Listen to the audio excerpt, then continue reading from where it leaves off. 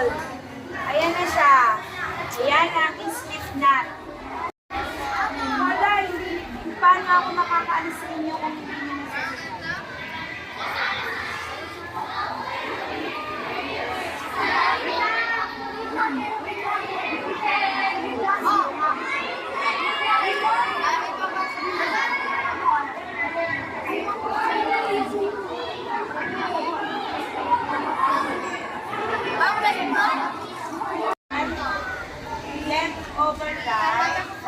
Left override ulit, and then lalagay siya sa hole.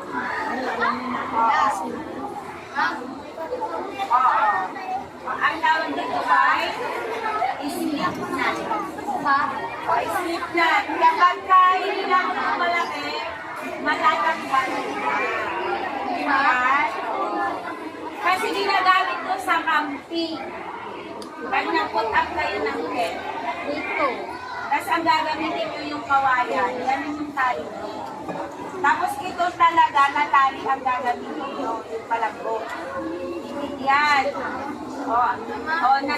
Nakuha nyo ba? Oo! Kasi pag hindi nyo makuha, hindi ako makakapunta dun sa iba. Nakuha mo na. Ang hirap kapag ang hirap daw talaga shoota.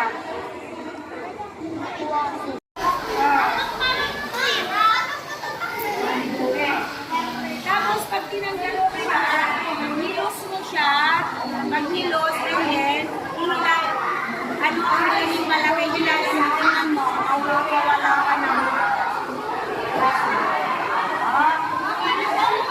Ginagamit ko sa camping, pag nagpapatayo ka ng tent, ang gamit mo ay mga kawayan, mga kahoy. Ito yung ginagamit ng pantali.